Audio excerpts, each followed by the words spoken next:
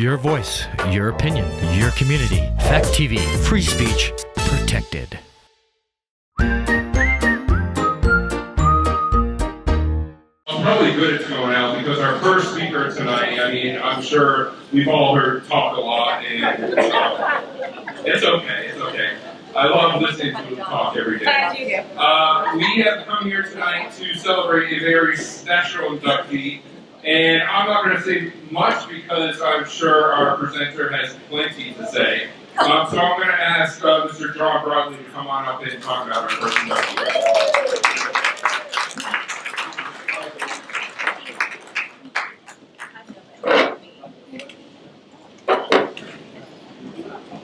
Hello. Jamie, so what do we do? Do I have to sing? A little dance.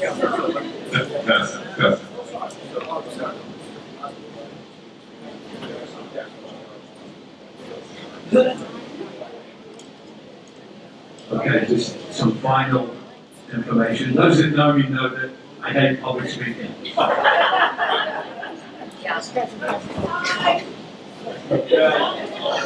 knew that was coming, but okay, so in nominating my mother-in-law a few years ago, and then COVID hit, would you believe? We finally got together tonight, so it's with great pleasure that I'm here tonight to speak about one of our inductees, Mary Farina. Mary is the person who makes others around her feel special, included, and important. She has the ability to help people see the positive in situations and make people laugh when they're not feeling at their best. She sees the good in all people, but perhaps most importantly, she lets them know how truly special and talented they are.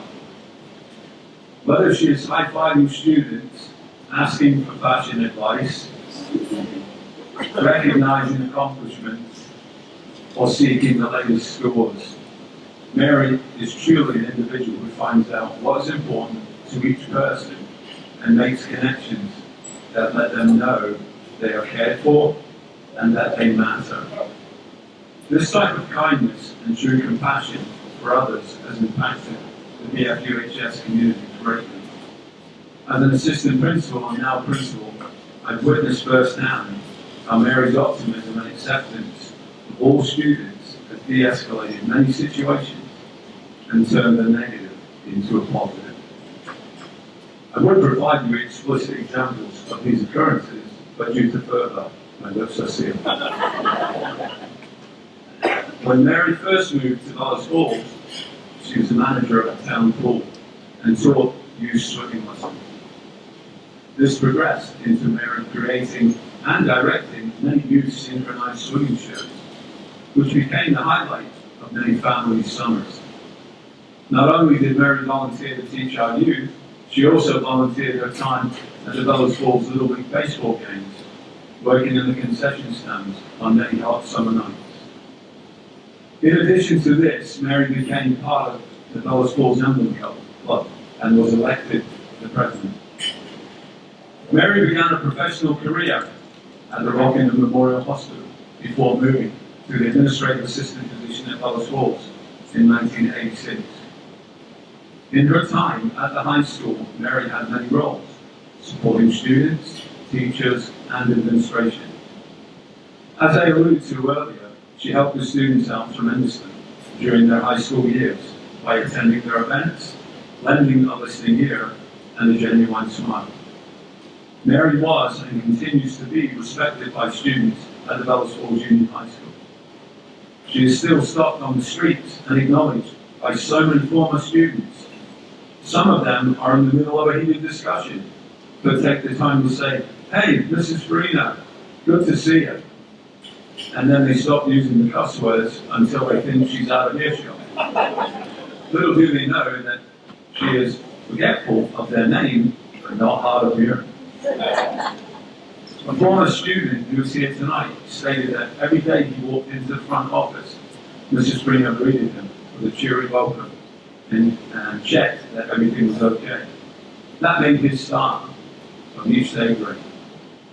Mary was honored with the Terrier Spirit Award, made a lifetime member of the Student Council, and in 2003, she received the Yearbook Dedication Award. Mrs. Farina was, and still is, always committed to the students. One spring, before she retired, the girls' tennis team was unable to find a coach. Mary, having played tennis at a good level with her siblings and in school, offered to fill the role as a co-coach. She gave all of her knowledge and experience to these young ladies: forehand, backhand, lob, and most importantly, serve, all after working an 8-hour shift in her administrative assistant role. I know this because I was the other co-coach. What an amazing woman. During her time at the high school, Mary helped teachers with normal secretarial jobs. However, she actually went way above and beyond what was in her job description. She often stayed well beyond the designated work hours and days, but didn't mind because she truly loved her job and the people she worked with. Just like the students, Mary provided the same compassion and laughter to her colleagues. Mary is a light-hearted person who isn't afraid to laugh at herself or have fun. Her zest for life is contagious and makes others around her feel less guarded. When she broke out in a song and dance, wore her dress backwards, or showed up to work smelling like a skunk, Mary shows us how important it is not to sweat the small things. After her retirement, Mary has continued to show her love for the Terrier community. She was a guest soloist in the BFUHS choral performance of I Feel Pretty. She has sold tickets at many sporting events, and she continues to help our students as a substitute teacher at Lower School Junior High School. Mary loves talking about our school, its sports, activities, and really all things Terrier. So much so that her husband Ben has gotten Terrier talk on the dinner table. She continues to encourage everyone in our school. Her friendly smile and encouraging words will forever bring joy to the people's day. It is with great pleasure that I welcome Mary to the Terrier Hall of Fame. It is with even greater pleasure that I call her my mother. Ladies and gentlemen,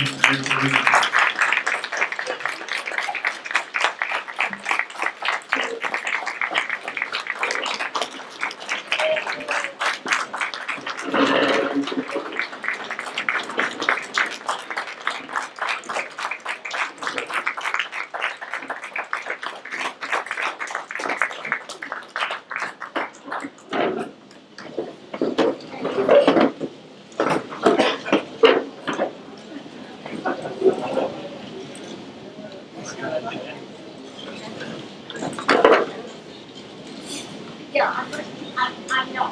I'll say just thank you because I had 3 pages of this makeup. I walked around the course and it was like, they just want to say thank you. That's it. But so many things I see I see some of the students that love you. And I see some of my family, all my family. I love them too. Jim Wilkinson's family, Hodgson's family. They used to come over and play football all the time. With my sons, and say good morning, and so I know that's not supposed to say. No, you're fine. That's not any going for it. You're gonna get someone. Yeah. all that. Stick to the script. Stick to the script. Okay, now I can read the script. I only can say a little bit. Peggy's. So let me this. Okay. Now we'll start. Good evening, everyone. I'm honored and glad to be here alone tonight to accept this great honor of being inducted into the Terrier Hall of Fame.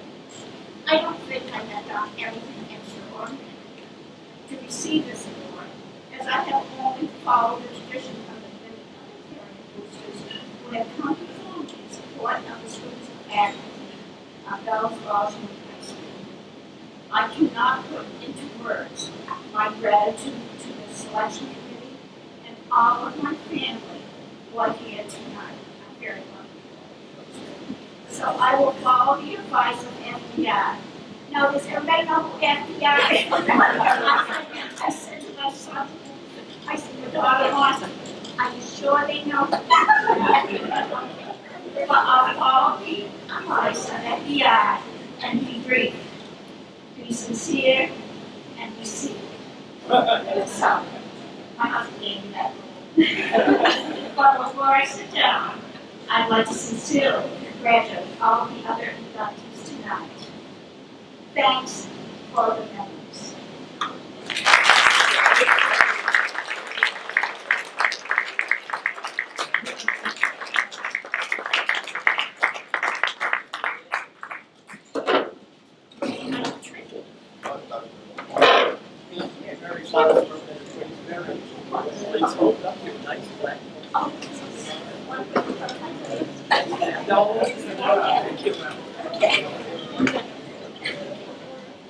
Okay, let's hear it again for Mrs. Farina.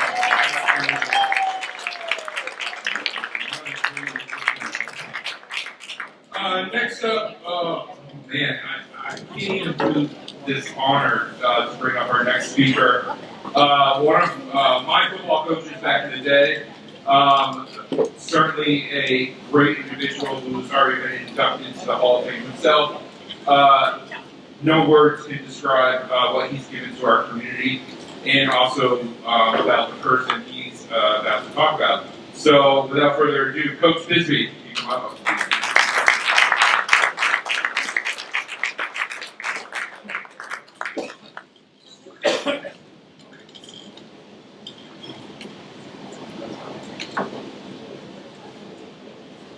Like Mary, I don't think I need a microphone here. If you can't hear me, put your hand up. I'll talk a little louder. Come on, you can hear me. It's great to see a lot of friends, ex-athletes, and colleagues tonight. It's a special night, and I'm glad to be seeing somebody I haven't seen in a while. So glad to be here myself. I also want to congratulate the 6 new members. Your accomplishments are many, and you deserve your evening tonight. I've got to thank Susan Swan. I think maybe 2 weeks ago she gave me a quick call and said, "Can you help me tonight on this evening?" I'm honored to do so, so thank you, Susan. It is my pleasure tonight and honor to speak about 2 graduates of Bellows Falls, one from the old Bellows Falls High School and one from Bellows Falls Union High School. So I'll start with that one first, since that's what the program said. Mr. Chris Hodgson and I go back to 1980 when he entered the Bellows Falls Union High School as a freshman. I had a little hint or rumors, good or bad, from Big Brother Lee, because Lee was already up there 2 years older, to fill me in on not just Chris, but I'll have 2 more Hodgsons after that. And I don't know whether he was happy with that or not, but we'll get into that when we later in the speech. Chris played 4 years of football and baseball for me. He's captained both sports his senior year. In school, he was very active. He was a member of the math team, drama club, NHS, National Honor Society, Boys State. This hosts Leeds and baseball teams. Graduated in 1984. He went on to the Naval Academy, represented our country in the military. Graduated in 1988 with a math degree. We know what that meant. Spent 8 years of active duty and 7 years in the Naval Reserves. During active duty, he went to the University of West Florida and got his master's degree in math. Then, we're all very fortunate that he returned back to Bellows Falls.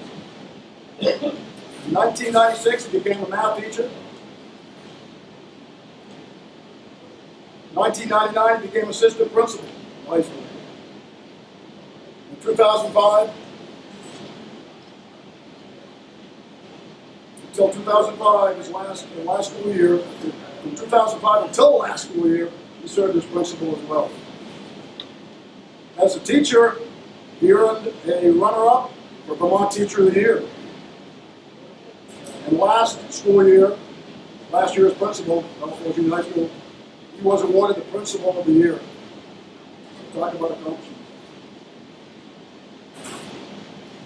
Also, since 2003, talk about a busy guy, Chris also found time to teach religious education at St. Charles Church.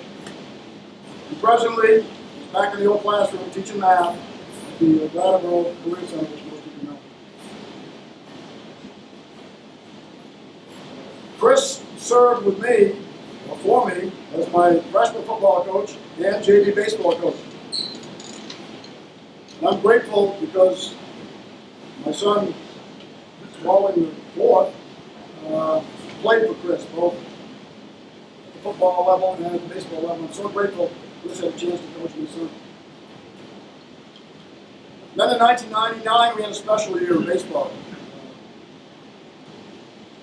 Chris, as he would, the JV coach would join me on any tournament games. And that was another year we made the third seed.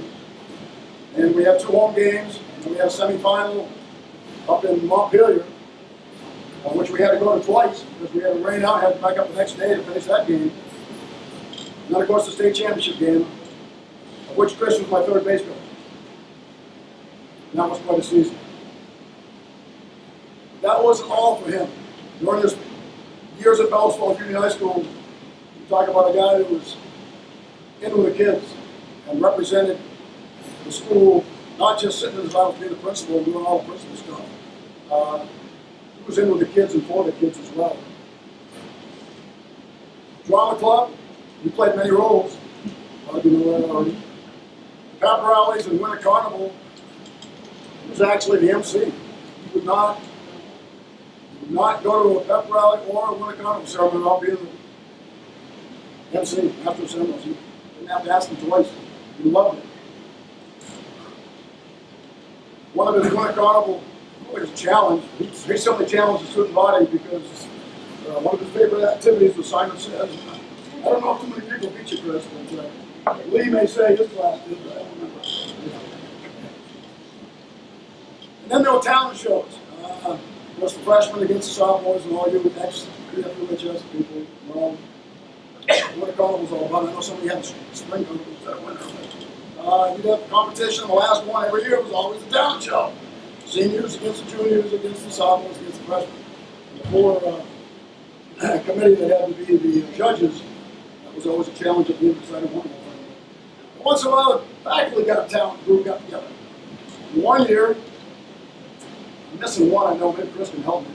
It was Chris, myself, Russ Pickering, Jack DeHoon, Peter Nato.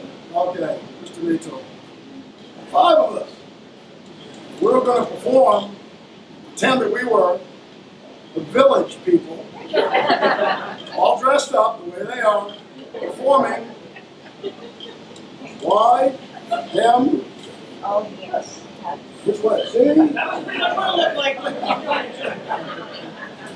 And we practiced maybe 3 times before that show, and we had to dance it, we had to lip sync it. We tried to stay together, but I don't think. I thought we did fairly well. Student body seemed to like it. However, the judges voted us last. We tried.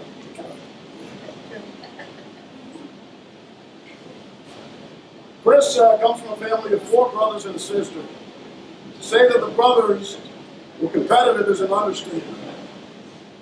All were part of the football team that went to a state championship game. Chris and Lee in 1981, Scott in 84, and Lee in 1988. Keith. Keith. Thank you. 3 of them won a state championship. But Keith, I wish he was here tonight because he would tell his siblings that if he had got knocked out in that game, his team also would have won a state championship. Played a hard fought battle against Rice, but we got injured and couldn't finish playing that game. Now on occasion, the brothers, I think especially this guy over here, Lee, I guess Chris, Army a few times too. They always want to ask the old head coach, me, which one of those teams I thought was the best. I said, no way, guys, I'm not going to get the no history. I stayed away from that. They can argue almost themselves on that. But I have to thank Chris because in 2005, wife and I agreed I was going to retire. 2005, I had enough years, and I was ready to go. Finish football, finish baseball. Not enough this end year, so I was going to retire. Till all of a sudden I got the word that Chris Hodgson was going to go from vice principal to principal. And Danny and I sat there and said, you know, still kind of young to retire. You do like this new principal, don't you? Yeah, Chris and I think I can work for that guy 10 more years. I think I'd go 10 more years, but I want to thank Chris. It was a pleasure to work with. As I said, he was for the kids, communicator, represented the staff very well, and just did a great job being the leader of our school. I'm betting the toughest part of his job, though, I'll get into this one. He's might be embarrassed with this one. I don't know. I think the toughest part of his job was not all those meetings. We're talking about school board meetings, committee meetings, budget meetings. I'm guessing it was the NHS ceremonies he had to perform as principal for years and years, 16 of them, I believe. And his job was to do the pinning of the pins on the inductees. Now, to me, I would think that would be the toughest job you ever had to do in your 16 years. As far as I know, you never dropped one and you never pinned anyone. We're hard to find the clock. Well done. One thing I know that you and I have in common, we know we've been blessed in many ways, especially to have the life path that God has given us and the families we've come from and the families we have helped raise.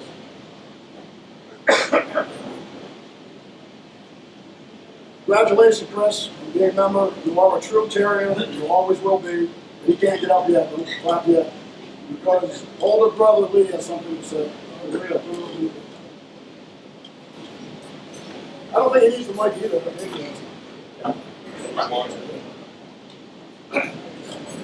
Most of this is not true. I just need to say that. I have been waiting my whole life for this. Luckily, Benny and Mike are here, and Sharon and the girls. They can back me up on all the stories I'm going to tell you. I'm going to be brief here. Those that don't know me, I'm Lee, Chris' older and wiser brother. I'm honored to be here to give a little talk about Chris and his introduction to the Terrier Hall of Fame. I also said some words at Chris' retirement party at the high school a few months ago. So those people might have already heard that speech, so I apologize for that. You might hear it again. First, congratulations to Chris and all the honorees tonight. What an unbelievable honor it is to be inducted into this amazing group. I was looking at the names of the folks already inducted and some truly outstanding citizens on that list. You can hear me, right? To be a member of this select group, I looked at the qualifications and I'm listed as follows. The Terrier Hall of Fame has been established to celebrate the honored tradition of being a Terrier for life. It celebrates those individuals who continue to be part of the Terrier community even after graduation. Chris surely qualifies for this. Not only did he and Jeannie play multiple sports, principal, teacher, and all that, they also had 5 kids that went to the program. So I'm pretty sure that they're at the top of the list of most events attended, and I'm pretty sure he bleeds purpose. I often thought about Chris and his job as a teacher, coach, and principal, and what made him so good at what he did. Some of the characteristics that come to mind are leadership, honesty, integrity, patience, diplomacy, in dealing with the various groups and individuals a principal and coach must to deal with. I know I could do it. And I thought to myself, we come from the same family. How come he has these traits and I do not? And the answer came to me a few months ago when we attended our nephew's wedding in Nashville. For those that don't know, there's 5 in our family. Kathy, me, Chris, Scott, and Keith. As you can see with our family dynamic, Chris is right in smack dab in the middle. Isn't there a saying that goes the best part of the Oreo cookie is the middle? So to say our family was competitive would be a huge understatement. I always said you had to spit on a piece of meat in our family. But we're very competitive. Growing up, we played every game sport out there, and to be honest, and Benny and Michael back me up, Chris never won very much. He tried, he just couldn't win. He gave everything he had, but it just wasn't there. So not only was he a middle child, he was right between me and Scott. And if you don't know our family, like Coach said, Scott and I, we go at it 24/7, 365, we still go at it. So Chris always had to be the diplomat and the peacemaker. And the incident in Nashville, we won't go into what that was, but I really realized when Scott and I were done throwing down that Chris was the peacemaker, and it was the best principal and coaches training he could ever have. So you're welcome. All right. Actually, Scott wanted to say something right here. He said what's most impressive to him is Chris is the runt of the litter. His words, not mine. And he's the only one in the Hall of Fame. But that's Scott's words. What's very important, in addition to Chris' academic achievements, his sports career is varied. He participated in many youth sports, and he also played on Little League teams, the Elks, Babe Ruth, American Legion, as Coach said, Pee Wee football for the Packers, and baseball and football for the high school teams. On these teams, he won championships for the Elks, Packers, and was part of the 1981 football state champion. In addition, although nothing to do with Bellows Falls, Chris was also part of 2 state champion teams for the Cardinals of the Vermont Men's Baseball League, where he got a game-winning hit off former Red Sox pitcher Bill Lee. There you go. Very impressive. These are true, by the way. That's true. True. But all these championship teams have one thing in common. I was on. Okay. And here's the deal. I see this plaque up here. Since I'm kind of responsible for your personal coaching thing, and all your sports went for me, you wouldn't be here. So I wonder, this is a award to Chris Hodgson, because without Lee Hodgson, I wouldn't even be here. So that's what I'd like to say on that. In all seriousness, though, I like to think that we are the greatest parents in the world, who instilled in us at a very early age many wonderful values, one of them being, in the world that we live in, it's not about me, it's about us. Service to one's town, state, and country is one of the most important traits in life, and Chris has obviously lived exactly as our parents wanted. I tried to find a word to describe my brother and what he's meant to this community and our family, and when I was watching an episode of The Office, I actually stole it from that, when Michael was talking about Dwight, and the word superlative came up. And the definition of highest quality or degree, excellent, magnificent, supreme, consummate, outstanding, remarkable, of the first order. That's my brother Chris. So congratulations to him and all the inductees. It's truly a great honor.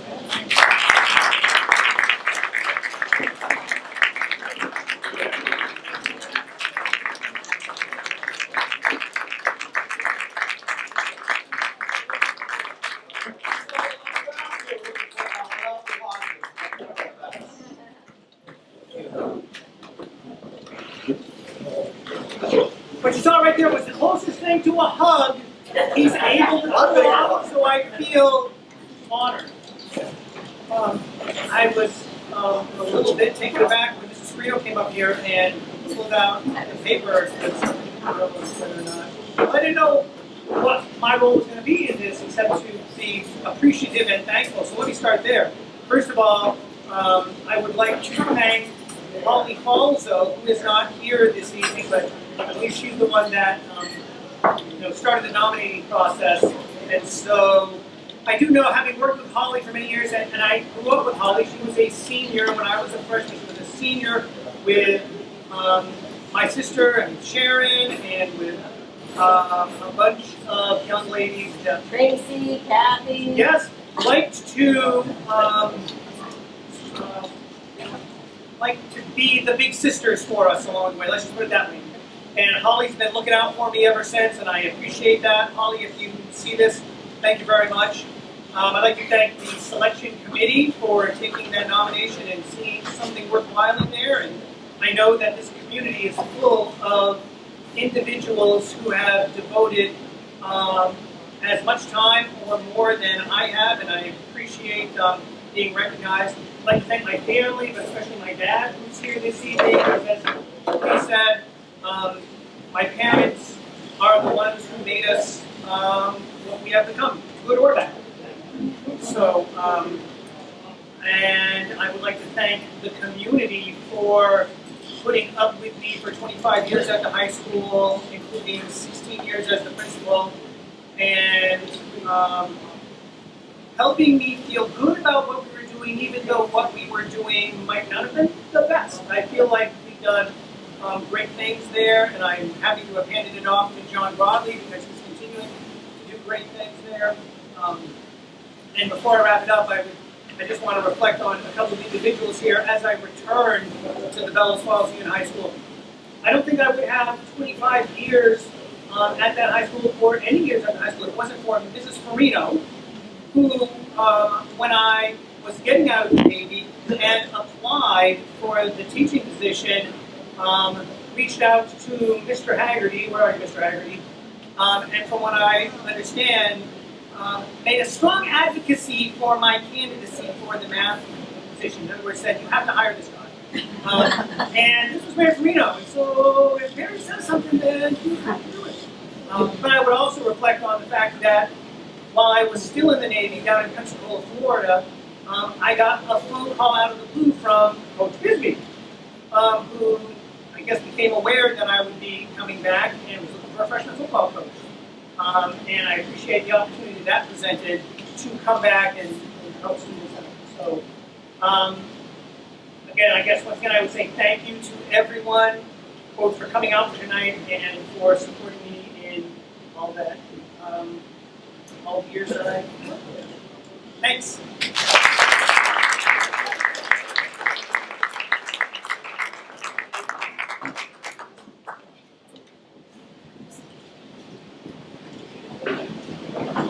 Okay. Hey, well, thank you very much, Coach Bisbee. Thank you, Lee. Absolutely. And thank you again, Mr. Hodgson.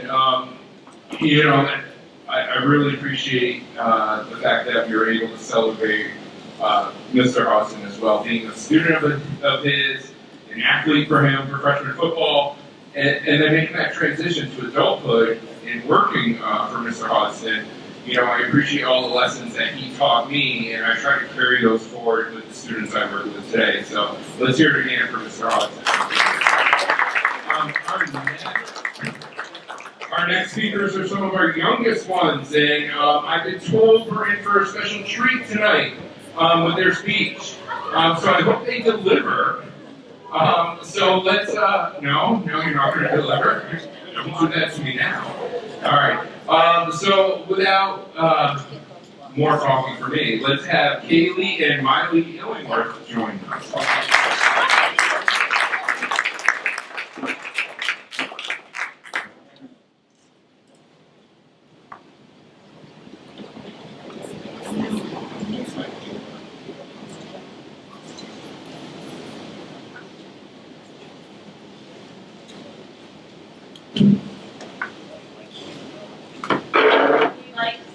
Congratulating all of the 2020 and 2021 Terrier Hall of Fame inductees. And it just so happens that one of them is our father. Aww. Our dad truly is the epitome of a terrier. I mean, if it were possible to leave purple, he would. And although I consider him pretty old, he's one of the youngest people to be inducted into this Hall of Fame. As Vice President of the Student Council, our father, along with Fran Coyne, started the Terrier Hall of Fame all the way back in 1993. Dad, I hope you like these old people jokes because I've got a lot more of that name. While he was in high school, our dad was the class president during his sophomore year. But let's focus on athletics. He was much better at those. Our father was a part of the baseball team for 4 years, as well as the ski team for 2 years. Our dad was also a 4-year football player and 2-year basketball player. During the fall season of his senior year, he was a part of the football state championship team. He was also a member of the 1993 basketball state championship team, which was the first boys' title at the FUHS. That's 2 state jackets, which is the most in our family, but not with Mom. With our dad, high school was only the beginning. His passion for sports took him to accomplish the following, and sit tight because it may take the rest of the night. He coached the Bellows Falls Junior League from 1994 to 2011. He was a volunteer baseball umpire for the Bellows Falls Junior League from 1994 to 2011. He was an assistant coach of the 2008 Vermont State Calvert Championship team, as well as the head coach of the Vermont State Calvert Championship team just 1 year later in 2009. Went on and was the first Vermont team to ever win a game at the New England Regional Tournament. Our dad was on the board of directors between 2001 and 2011 for Bell's Bowl Community. He coached 7th and 8th grade basketball from 2008 to 2011. Also, in 2013, our father was the freshman boys basketball coach. He was the Rockingham Recreation softball coach from 2013 to 2016, and the Rex girls basketball coach in 2016. He was also the Bells Falls Middle School softball assistant coach in 2013. Since 1995, our dad has officiated Vermont JV, varsity, and Pee Wee football, as well as middle school and JV basketball. And our dad volunteered to officiate the 2005 Shrine Maple Sugar Bowl, as well as the 2013 Vermont North-South football game. In case you were wondering, no, I'm not done yet. Our father has not only been incredibly involved in just sports, but in the community as a whole. He was a Rockingham School Board member in 2012 and 2013. He was also a Terrier Hall of Fame chairman from 1994 to 2002, and again since 2019. He was also on the VF Alumni Chair during the years of 1997 through 2000, and again from 2012 to 2015. In both the years 2000 and 2015, our dad was alumni president. He has also been a Bells Falls alumni ABC chairperson since 2014. Also since 2014, he has been a part of the VF Alumni Past President's Chair.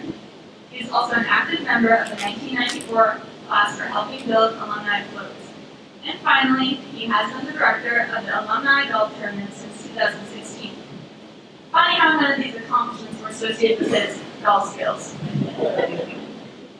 When I decided I was going to write the speech, I had no clue there was going to be this much stuff to write about. I mean, this is insane. But it only made me realize one thing. I'm going to have to do even more if I want to beat him and everything. But in all seriousness, my dad really is the greatest. I'm a senior in high school and he still wakes up early every morning to make me a sandwich for lunch. Not all dads do that. But not all dads can make the PB&J mind him. You have given us the world and more, and we can never put into words how much you mean to us and how proud we are to call you our dad. You are our hero. No matter how young or old we are, we will never stop being you.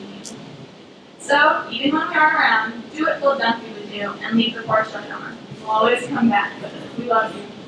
It's our honor and privilege to welcome you, Chad Illingworth, into the Terrier Hall of Fame.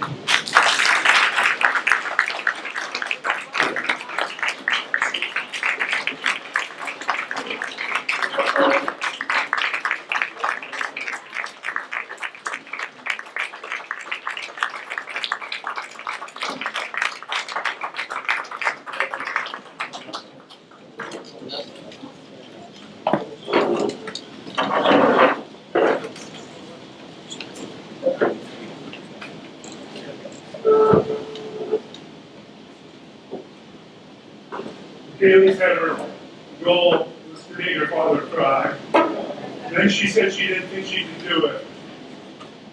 But just seeing her, still, she did it. So, I'd like to first start off by thanking the committee for selecting me for this prestigious honor. When I started the Terrier Hall of Fame back in 1994, as a senior, I never thought I'd stand up on this stage with the likes of who's being inducted tonight, past inductees, and I've got to say Coach Bisbee, the Haggertys, my idol, Willie, through high school, who helped me start this, Mr. Coyne. Everybody has this list, and it's amazing, and I can't believe I'm a part of that now. I'd like to start by saying congratulations to the other inductees. I know the program says Mary Farina, but I can't call you that. It's Mrs. Farina to me, and it always will be. But listening to them talk, it truly didn't matter who you were as a student. She greeted you every day with a smile. It was very friendly.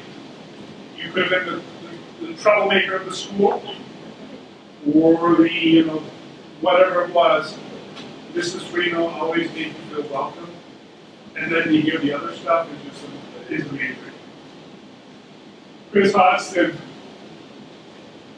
I sell copiers in this state, nobody knows. So, and one of my biggest customers are schools. And I go to a lot of schools all the time. And again, I didn't know all the other stuff that he did, but I knew that he was a principal for many years. You don't see that anymore. The longevity that he had, and the one thing that I saw is his passion, his care was for the students. And I'll share a quick story. Kaylee mentioned that I was the freshman basketball coach for 1 year. It was about 3 weeks into the season, and they were looking for one because he had a lot of players, and they wanted to create a third team. And for some reason in the interview process, I said, Mr. Hodgson, I have to ask you, how'd you get the money for this? And he really, he just looked at me and said, Chad, if I've got students that are interested, I will fund them. So that really tells you, it doesn't matter. He found a way to make something happen that the students got to participate, and they didn't sit on the bench. To the whole family, again, I travel around for sports. I appreciate football. This town has the best fields. And I get to play on them. And it was his passion, it was Jim's passion, and it continues to this day, but it started with him. We have the best fields, and it's really because of Jim. Kim, there you are. Kaylee said, I bleed purple, you bleed purple. She started, we have an amazing field hockey program that my daughter and her friends get to be a part of. And she started coaching middle school with a lot of students. Brittany wasn't even in there. She wasn't even in there. And you did years and years and years. That's helped us. I know at the schools, you fundraise like crazy, the dodgeball, that all started from you. You just give your heart and passion to this community and to the school. And I want to say congratulations. Heather. We were pretty close growing up, weren't we? If you ask my mom and her mom, they'll tell you about the fights every day. Right there. That we would have, whether it be wiffle ball, my yard, football, my yard, or basketball, there. We also grew up with a love for alumni. And Denny, I'm going to tell the story another with him. I think it was 1986. We had this passion for floats. Okay? #1 Celtics, LA losers. Denny let us use one of his trailers up on me circle, and we stuffed every single hole. And we, as little kids, drove around and we circled. Denny pulled us. We were yelling, LA. #1 Celtics, LA losers. I don't know if anybody up here was there. I don't think anybody heard us, but we thought it was the greatest thing. So it's an honor to go in at the same time as you. Next, I'd like to thank my family. And this may be the toughest part. Okay? Jess, I know our journey's a little bit different than most ways. But Kaylee just announced everything that I did with coaching and all that. I'm only able to do that because somebody was there to support me and to watch them. And sometimes our kids were really great, and one of them was tough. She would only let her mom hold her, and that was about it. But you followed me through alumni, you followed me through my coaching that took us to a lot of different places. And I couldn't have done it without you. And to this day, we have a love towards our kids, and we're able to do that, and I really appreciate that. And thank you with all my heart. My sister-in-law, Jean. The decorations here are amazing, but you support me no matter what I do. You support my kids no matter what they do. And I thank you very, very much for that. To my niece, Maddie. She's one of the quietest ones. But she probably has the biggest heart and the heart of gold of our family. And it inspires me to have that same heart. So I thank you very much. I've got 2 nephews. One of them couldn't be here today because he has his dream job working for Green Mountain Power. He's been out since 3 o'clock in the morning. And he's not a kid of a lot of words, but he texted me in the middle of the dinner and thanked me, congratulated me. And Ethan's here, and I coached Little League for many years because of you and your brother, and we had some amazing times. Okay? But you and your brother have such a passion for what you do, it makes me want to have a great passion for what I do. You love what you do, your brother loves what he does, and I want to thank you very much.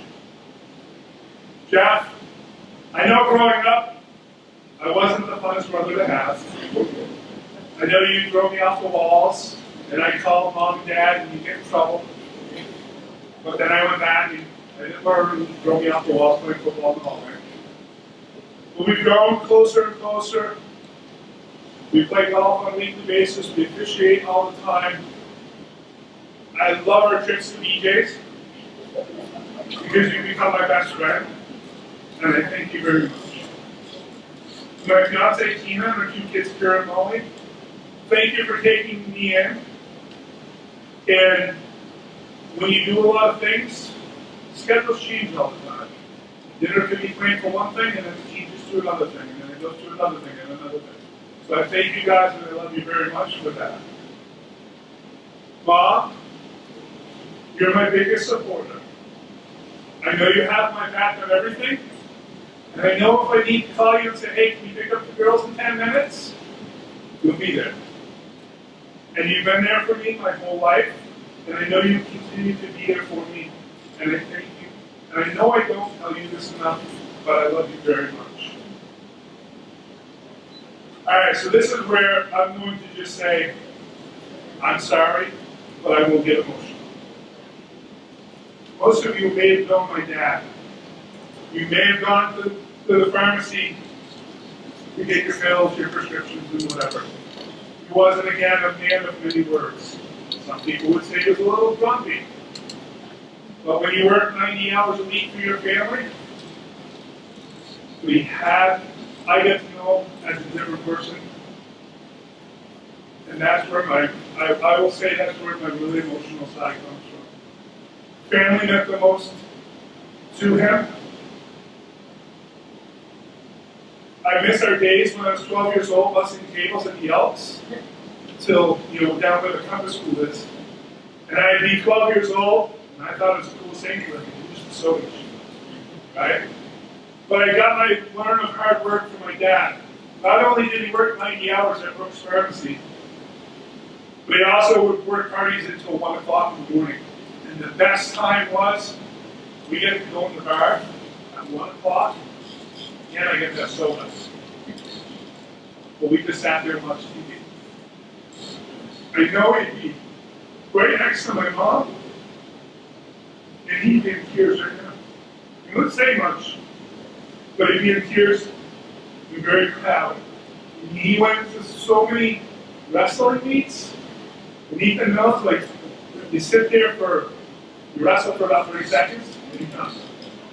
You wrestle for 30 seconds, and you're done. I think most times Ethan probably wrestled for a minute and a half, and it was a 9-hour event. But he loved it. Family was his biggest thing. He never missed a game of ours, the game of my sisters, or even a concert of my sisters.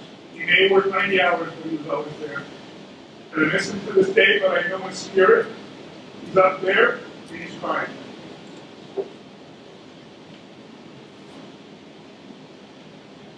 I miss the person who would have been my biggest and loudest cheerleader tonight.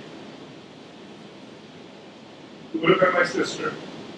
The minute that I stood up, she would have been the first one to her feet, and she would have been the loudest person in this place. I miss that she doesn't get to see her nieces and nephews grow up and wear that purple Terrier uniform. But again, I know she's up there, and she's becoming me better. Give me boys. Haley and Miley. You're my biggest, I don't know what to say. Dad at times too. But you're my everything. It's such an honor not only to go to the Terrier Hall of Fame, but it's an honor to have them up here speaking. Miley, I know you're only in 8th grade, and you'll be next year going up and wearing that Terrier uniform. But what I love so much about you is your strength and perseverance for everything you go through. And you know what I'm talking about. It makes me want to be stronger every single day. And I get to see you for 4 more years and go to the high school and become I think, a pretty very good athlete.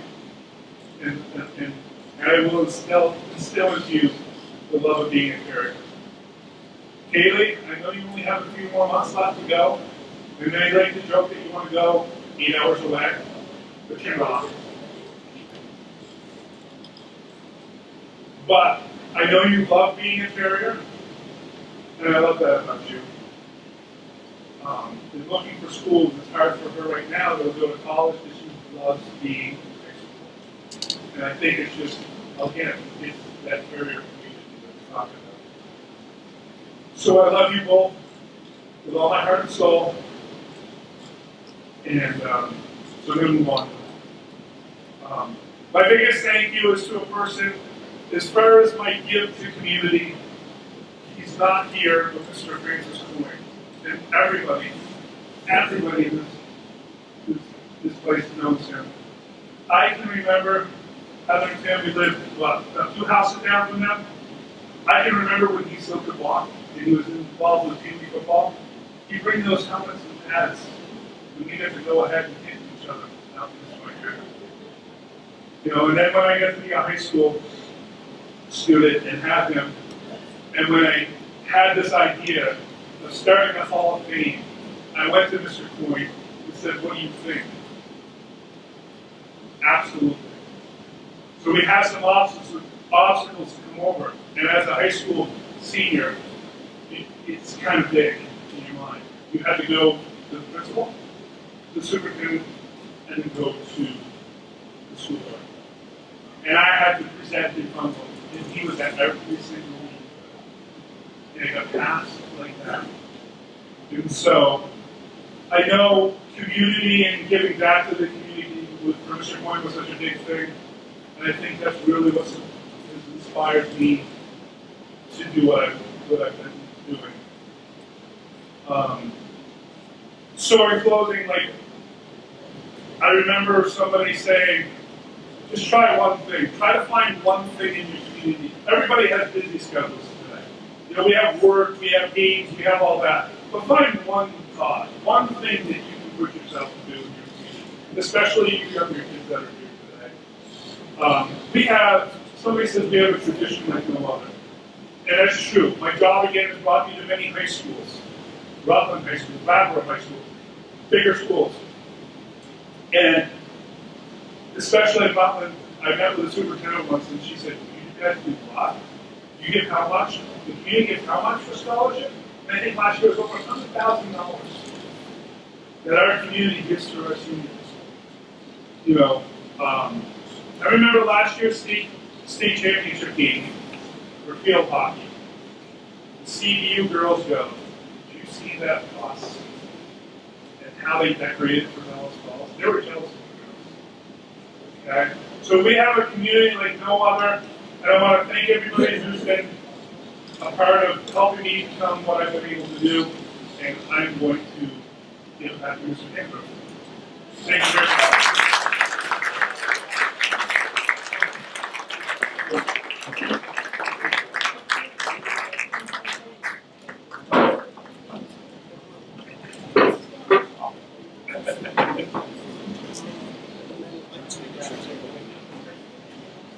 One more time for Chad, what a wonderful, wonderful speech. So here's what I have to do, and it was his speech that reminded me that I have to thank you, that I am always forgetting, and I feel like crap when I do. And so I have to fix it now because I never get a chance to fix it when I forget it. And I would not be up here. Lee was up here and said that plaque should probably have his name on it. He is totally wrong. The name that belongs on that plaque before mine is the name that goes along with my high school sweetheart, who actually asked me out because I was too chickens to do that myself, and thank goodness that she did. And I know Mr. Hagley, who has his lovely bride here, can relate to this. You can't be a school administrator and be successful with it without somebody at home picking up all of the things that you're not doing. And she's very mad at me right now. I want to tell you that. She is mad that I'm up here doing this, but there's too many times I forget to do this, and I don't get a chance to come back up and fix this. I have a chance to fix this tonight, and I'm sorry, but I have to do this because this is not. She is as Terrier as anyone is here, and has worked in the district for many years in a job that is often a thankless job, which is school nurse, and schools can't run without great school nurses, and everybody is nodding up and down out there. And again, she's not happy with me coming back up here to do this, but I'm sorry about that. Come over, baby. Okay, that'll work. But she is the love of my life, the mother of our kids, the grandmother of our new grandkids. I am going to pay the price for this when I get home. I know that I will, but that's too bad. I have to recognize Jean Hannah Dowling Hodgson, and if you could all just give her a round of applause for all that she does.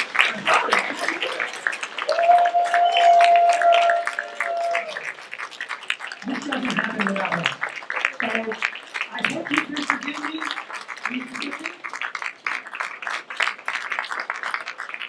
Are we going to talk tonight? Will we have conversation? Okay. So, like I said at the beginning, I didn't write anything down because I really never had done this before, so I didn't know how it was supposed to work. And if I did, I would have been smart enough to write this stuff down. But, Jean, I love you dearly, so don't be mad at me. Thank you.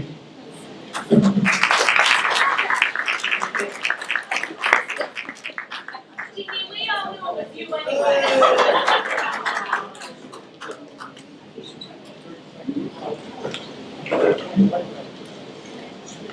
Okay, Chris, I think you grabbed something. I can't go short.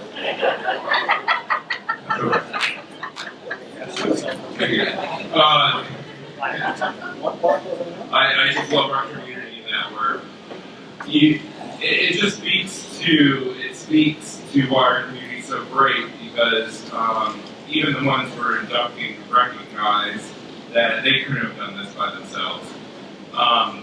Chad, I appreciate you so much. I get to know you more and more, and you are such a great example to me. And I've known your family for years, being friends with Lindsay back in high school. And you're right, she would be cheering the loudest, and I know she is so happy for everything you've accomplished, and especially everything today. So congratulations again to Chad. Let's hear it for Chad, please. Okay, so we had such a great time the first time around. I think we should have him up again. Coach Bisbee, could you please join us on stage to talk about our new inductee?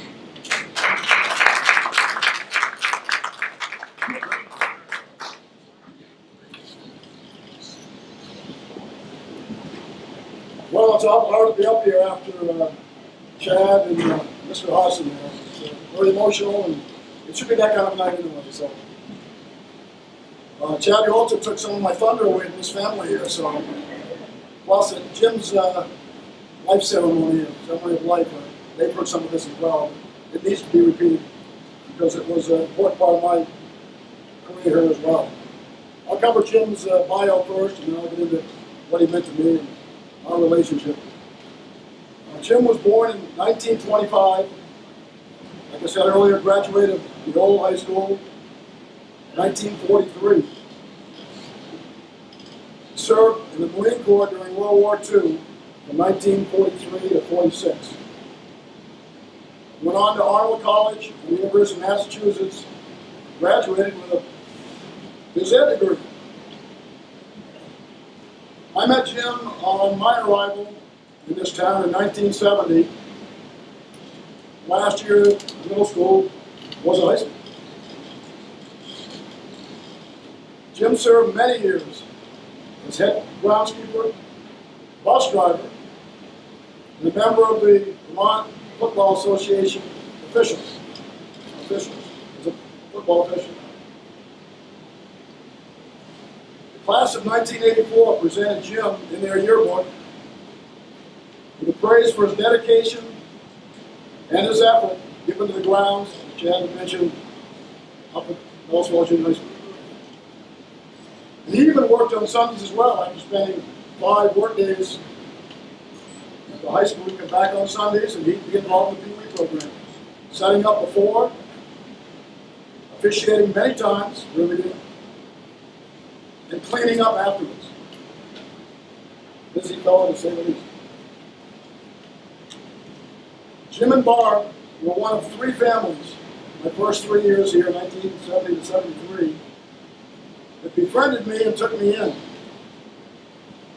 The other 2 were Jerry and Joni Kookaroo, and Jerry and Norm Hardy. Jim and Barb would invite me to their home in Westminster on many occasions, feeling sorry for me, being a lone bachelor coming out of college, with meals they knew I couldn't cook, and a lot of talks, both sport-wise and especially about life. And Jim would invite me to all those Wednesday football officials meetings to learn more about the game, because I was just an assistant back then. And he was very nice to invite me along with him. Those meetings would be all for Sunday morning. All 3 of those families would try to hook me up on blind dates my first 3 years.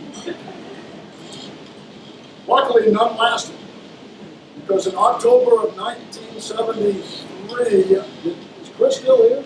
Chris Sawyer, you still here?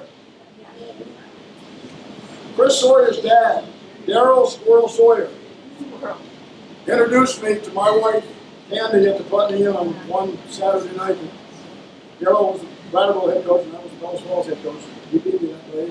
We happened to meet up at the Putney Inn, and she walked in, and he introduced me, and the rest is history.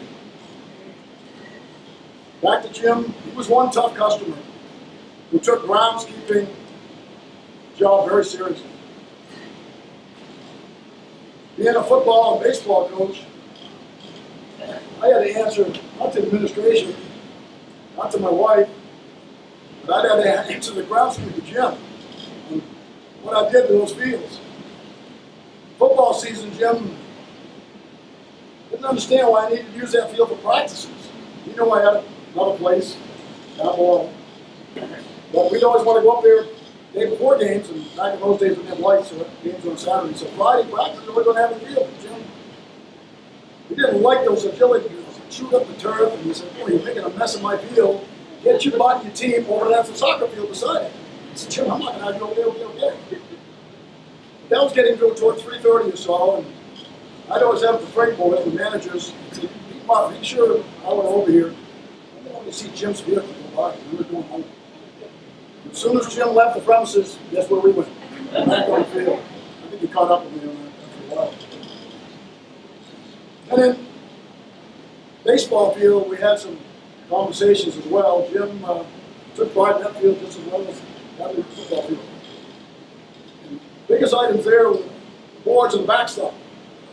We didn't have batting cages way back in my early days, and took batting practice right up against those boards, and Jim would shake his head and say, what you doing with those boards? You standing them? Paint's chipping, and eventually going to crack and break them. I said, Jim, I'm not taking batting practice there. No, you got to find another place. And we kind of bicker back and forth on that one, but I think he won half the time, and I won half the time. Until finally, I ordered a batting cage. It came through, and Jim was certainly happy with it. Now we can take batting back somewhere else. And there's another big issue on Hadley baseball field. Call them the lips. You want to get a good 2-ton roller up here and just smash those lips right down. Lips were between the infield grass and the infield dirt. There was always a good 2-inch lip there. A lot of my baseball players have those lips. Caused a lot of errors and misfortunes in the infield. But Jim would do the best he could to try to get that dirt up so it would be even with the infield grass. And that job mainly went on my 2 manager guys, Pete and Mark, and to take the rakes out. Even though Jim dragged it every morning, he wanted to make sure that dirt stayed as high as the infield grass. So the Franks always had the rakes out before, and I'd make them do it, and I'd pick it up a year after practice. Well, Mark and Pete, but Mark would be out there and he'd be raking that field to make Jim happy as well. This other part of his groundskeeper, not just the athletic fields, but he had a duty I know he didn't like. He talked about it all the time. A lot of the staff members, I don't know if they ever get the principal. He had the patio duty. Keep that patio clean. And in the early days, smoking was allowed, not in the building, even though bathrooms were an issue back then. But patio, you could smoke, students could smoke, faculty could smoke on the patio. Jim, I'll tell you, his blood pressure, I stayed away from him when I knew it was time for him to be out there. I don't know what time of day he always did it at the time, but his job was to clean that place up. And even though he supplied garbage cans, and he supplied the dirt cans to put the cigarette butts in, the students didn't always put them there. Jim would have to clean it up. Finally, after a couple of years of that, I had an idea. I'm going to build me a cage. I'm going to put a good old metal cage right over that patio. Those students out there, every period they come out there, I'm going to lock it up. And they're going to stay in there until they clean it. And then I'll open it up and let them go. That was one thing Jim and I would go back and forth on. I know it was an issue. Boy, he loved hard work.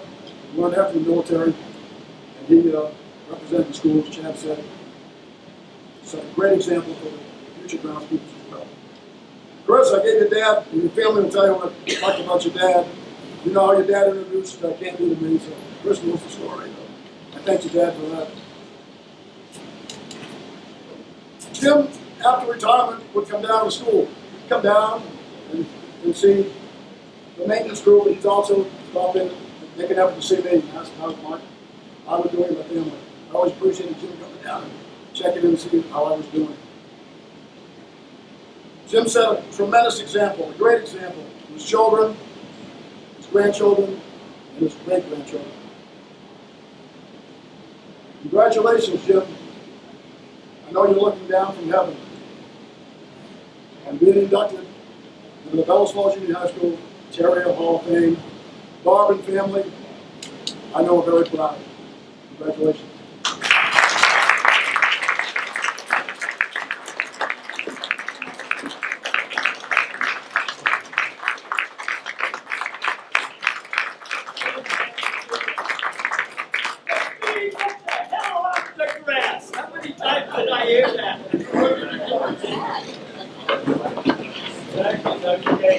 First of all, I'd like to thank everybody for coming here. I am honored to receive this award from my father. I want to thank everybody that came, all the other people, and just thank you. Short and sweet.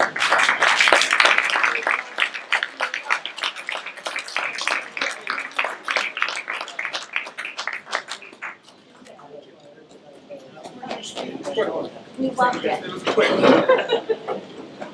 I didn't have the honor of knowing Jim personally, but I played football with Chris and everything, and Chris learned even a fraction of his leadership and everything from Jim. There's no doubt in my mind what a great man Jim was. So congratulations again to Jim Bolton.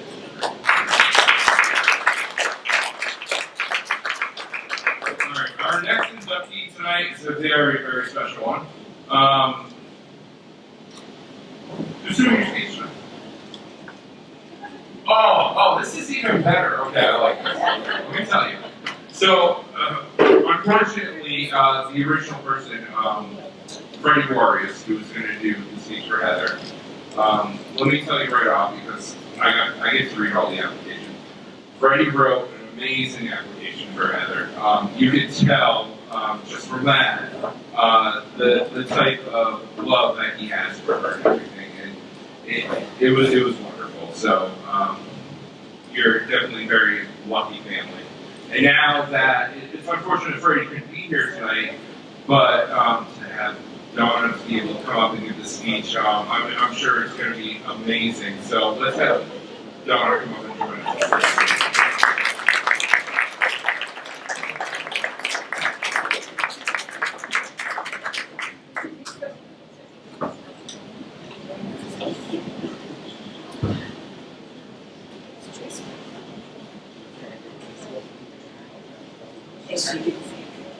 Okay, bear with me, I didn't know I was doing this until a couple of hours ago. Heather Harvey Voorhees. Heather graduated from Bellas Falls Union High School in 1993. As a member of the National Honor Society, class secretary, band member, and star athlete in field hockey, where she was a member of a co-state champion team, basketball, where she was on the state runner-up team, and softball. After graduation in 1993, she was voted Alumni Queen and was a recipient of an alumni scholarship which started her love for the Alumni Association. Heather worked her way through the seats of the Alumni Association twice, where she was alumni president in 1998 and 2017. She is a very active past president, fields calls or emails weekly, and collects with the past presidents in the parade every year. Heather has coached many years for the youth of our community. As a volunteer, she coached baseball and basketball for the rec department for numerous years. Coached basketball at the middle school. And when they had no one else to do it, she coached middle school soccer, even though she had limited experience with the game. At the high school, she coached JV softball and JV field hockey. There was also a year when the high school had no one to coach tennis. So Heather stepped up and coached so they could have a team. In recent years, she has officiated for middle school field hockey. Most recently, she has been a timer at track meets. In 1998, Heather started her career as an employee of the WNESU. She has worn many hats, from para to help teacher to her current job as student assistance professional. In the early 2000s, Heather took a hiatus from the school system to raise her children. As an outstanding member of our community, Heather served as a Justice of the Peace and on the Board of Civil Authority for many years and was on the Board of Parks Place for many years also. She also volunteered as a Restorative Justice Board for a couple of years, and Girls on the Run for many years. She truly leads Purple and has brought up her children, Griffin and Maya, to also lead Purple. She is a wife, a mother, a daughter, and a sister, and her family couldn't be any prouder of her. We love you to pieces.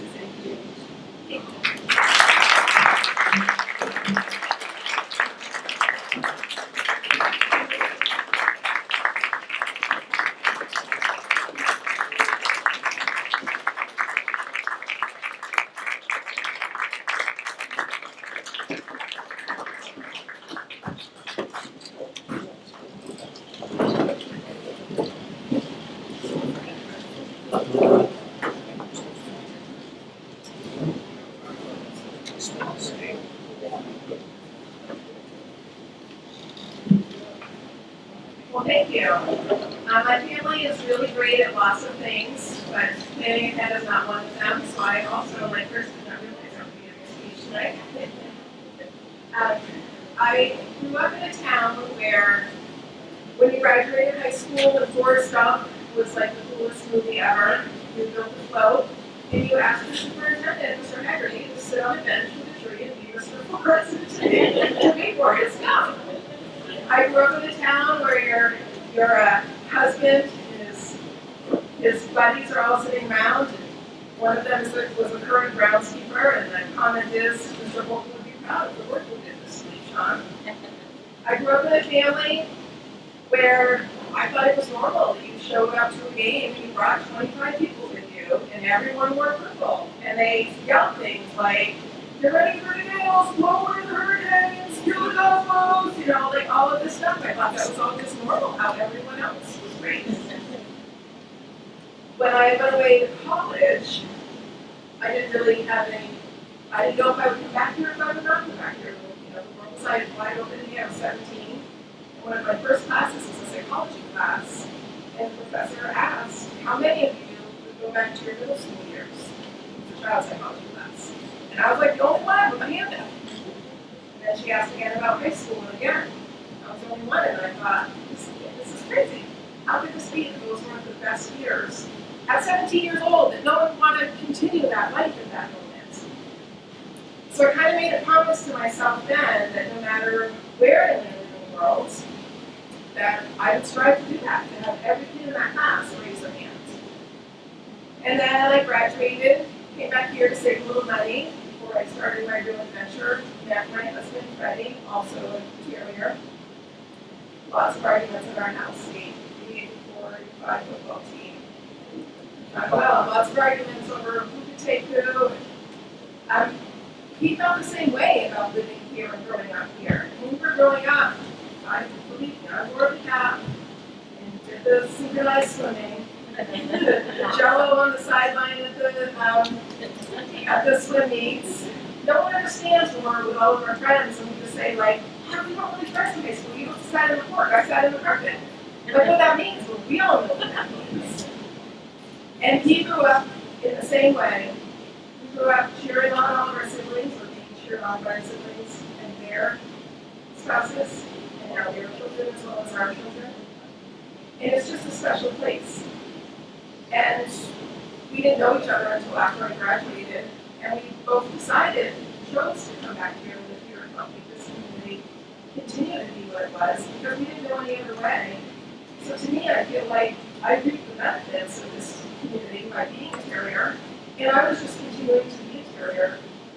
With all of the activities that were mentioned were just fun, and my children were lucky enough to be involved in them, so we were involved. It kind of felt like one children's involved, one parent helps out. If two were involved, both help out. And if every community worked like that, everyone would raise their hand and say that they would love to go back to their hometown. So Terriers, may we know them, may we feed them, and may we raise them. Ever glorious. Thank you all.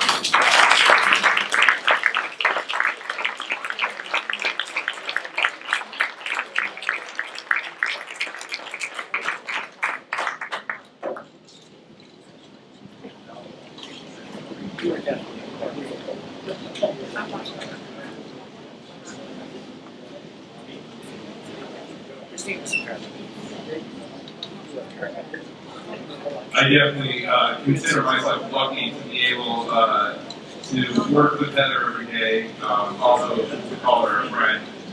She's a great example both how to be a leader in our community, how to be a parent, and how to be a true Terrier. So let's hear it again for Heather.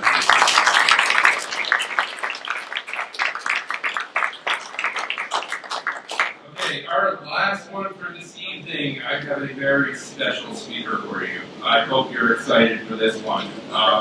It looks like she has a few pages there, so I hope it's a good one. Next up, let's hear for Grace Wilkinson.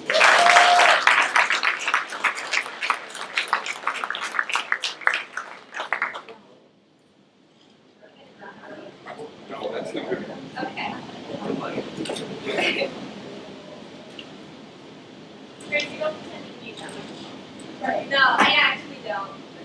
Thank you. Kim Wilkinson was born and raised in Bellas Falls, Vermont. She attended Bellas Falls School and graduated from BFUHS in 1991. While in high school, she was a multi-sport athlete all 4 years. She was top 10 of her class and a member of the National Honor Society. Anne was a part of various extracurricular activities. She also worked many years as a lifeguard at the Rockingham Run. After high school, Kim attended Springfield College and graduated with a bachelor's degree in science. Then received her master's degree in education from UVM. She then moved to North Carolina and taught Independence High School until 2001 before moving back to her hometown in Bellas Falls to be near family. She accepted a position at BFUHS in the Alternative Education Program, where this year she began her 20th year teaching students at risk of dropping out of high school. She has helped countless students achieve what they didn't think they could or maybe didn't want to do at the time. But her dedication and stubbornness, which I was gifted, didn't give them much of a choice. She is and always has been there for her students, not only helping them succeed in the classroom, but going so far as giving them rides to school, helping them get jobs, and occasionally buying clothes or making them food. Growing up in our house, she would often make food and bring stuff in for her kids. We had to ask if it was for us, the kids, or her school kids, meaning her other students. While being a busy mom and teacher, she volunteered as coach for various rec sports, was a den leader for Cub Scouts, and was involved in many community activities. Her favorite, though, was field hockey. In 2003, while pregnant with me, she became a co-JV coach and continued to be for 5 years until low numbers caused the JV program to fall off. She took a year off and then became a middle school coach and was there for 8 years. She knew a strong foundation in youth in 7th and 8th grade would help improve the high school program. In 2018, she rejoined the high school staff as another JV coach. To say she loves the game and gets into it is an understatement. My mom is a true terrier at heart and has instilled this in all of us. Being involved and in organizing many community events, attending sports events, dressed head to toe in purple, she continues to just be there for the kids when they may not have anyone else. To this day, hundreds of young people she has taught and coached throughout her years of career speak very highly of her dedication and benevolence to the community of Terriers. Now, Mom, I'm so proud of you. I love you so much. And I hope you see it right now, and the hockey team knows I'm talking about. Remember that on Wednesday. Congratulations, Mom, on being inducted to the Terrier Hall of Fame, and congratulations to everyone else here.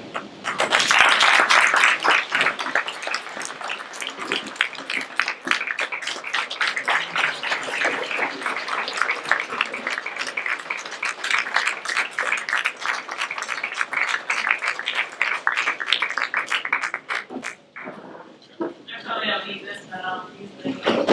I didn't do a speech, but I want to reiterate everything that everybody else said. I feel the same way. I love this town, I love the kids, I love my team. I'm very, very fortunate to work in school that I do, with the people that I do, that I have worked with. When I first moved back to North Carolina, I got a job. I worked with Jane, and that wasn't intimidating at all. But she instilled in me and so many others on the staff just to, there's good in all kids, and you just have to find it. And, and if you can find that good and work with that good, then everybody can be successful. And I love my job, and I love my coaching, and I love the kids that I coach with, and I always have. And as everybody else said, I could not have done this without my family. They've been there to support me, even when the kids were little. I mean, I had 3 kids under 5 when I was coaching and working, and it's hard. You can't do it without family and friends. And the kids, thank you, because it's been hard, and you guys roll with the punches, and you just do it. You gotta get up and go, and eat cereal for dinner, and that's the way it goes. And you've always been there. You've always, I just wish you great. So thank you very much.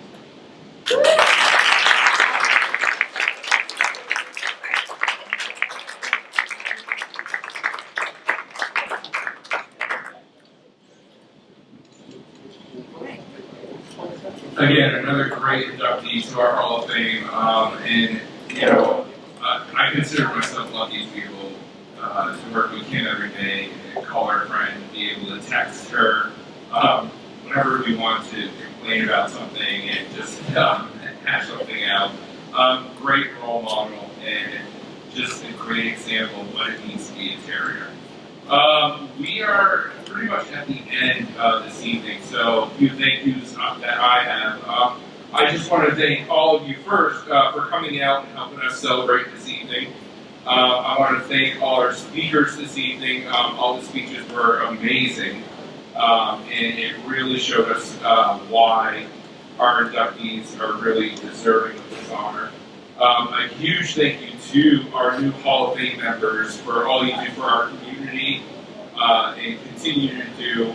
We are so grateful and we are so lucky to have you a part of this. A thank you for our selection committee because without your help, we wouldn't be able to make a truly great selection of inductees each year. So thank you for that. Thank you for our organizational committee that helps keep this driving every year to ensure that this continues. Thank you very much to the Legion for hosting us this evening and being able to give us a great space to celebrate. Huge thank you to our high school volunteers for serving and cleaning up this evening.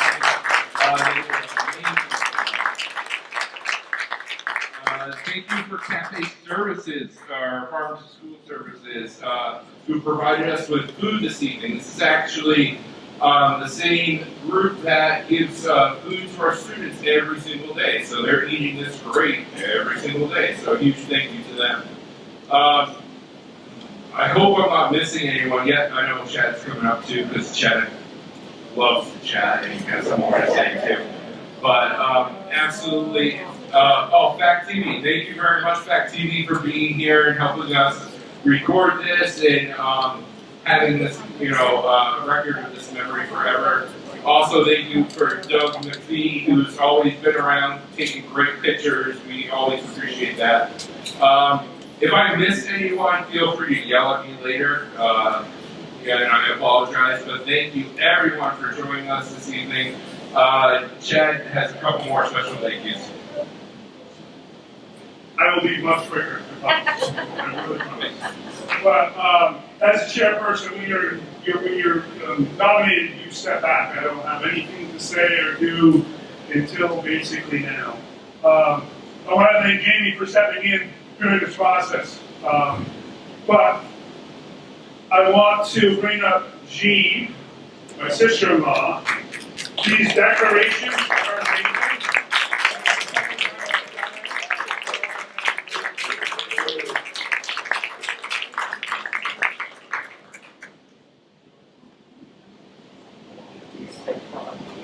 And she doesn't have to speak.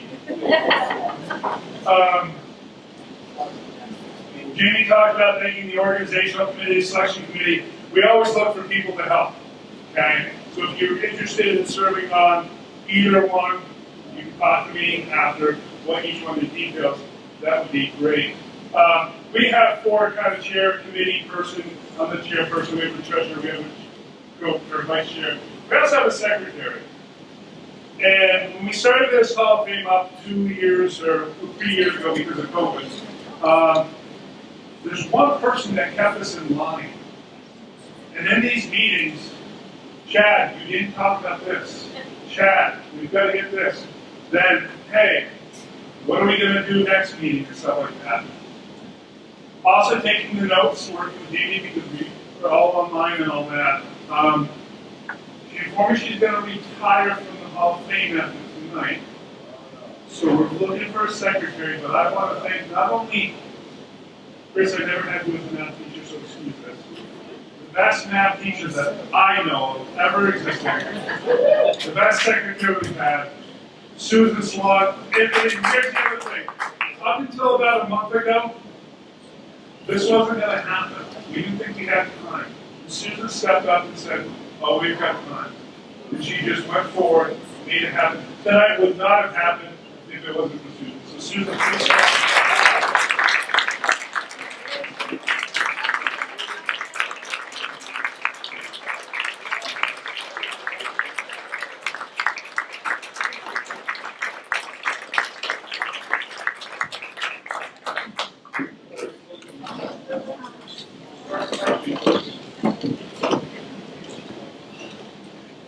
You would like to say words.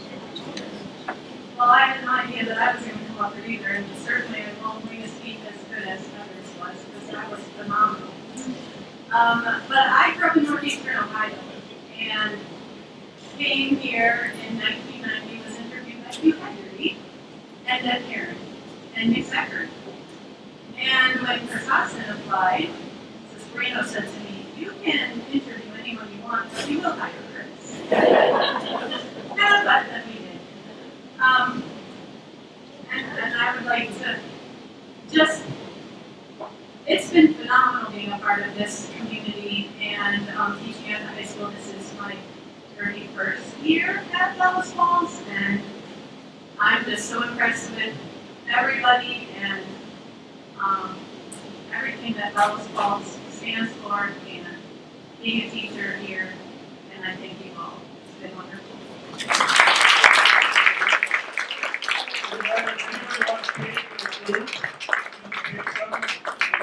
Well, thank you everybody for coming tonight.